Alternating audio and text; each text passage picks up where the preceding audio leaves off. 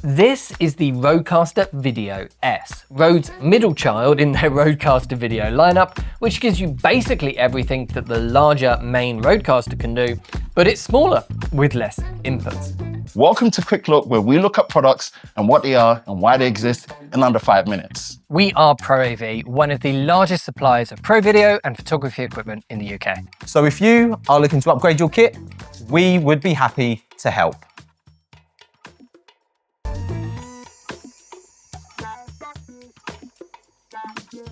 Okay, so it is much smaller than the original RODECaster. It weighs 875 grams instead of 1,257, and it's 25 centimeters long instead of 30.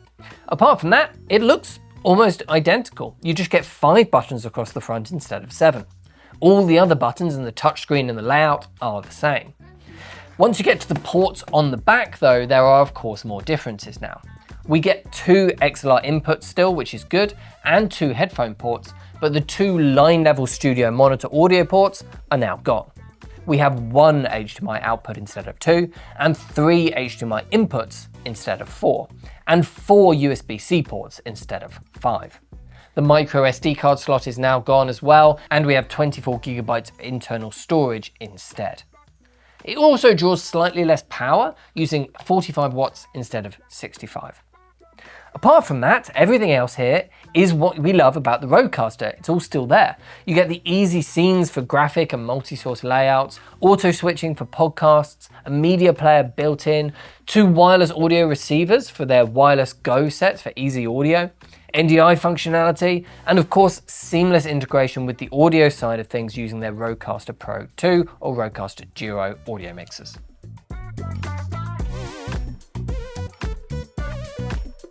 So, who is this for?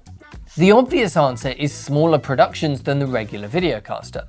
But when you actually break that down a bit, in my opinion, most people are going to be better off going for the regular RODECaster Video.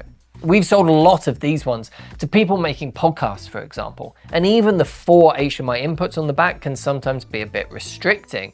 Lots of our customers of ours, they're after something bigger with 6 or 8 HDMI inputs, for example. 3 HDMI inputs on the Videocaster S is only really going to work in that kind of world for the smallest and simplest podcasts, so it could be outgrown quite easily. Instead, where I think this is really powerful and a definite recommendation is smaller one-person live streams, which could be small houses of worship, it could be corporate presentations, online teaching, could even be gamers with home streaming setups. This gives you a ton of functionality which the much smaller streaming-based products like Rode's Streamer X, for example, just can't do, while still being quite compact on your desk really in the big scheme of things, especially if you're trying to fit it next to your keyboard and mouse while you're gaming, for example. So that's the RODECaster Video S. Thanks very much for watching, and if you want to buy one of these for yourself, then head over to ProAV. Thanks.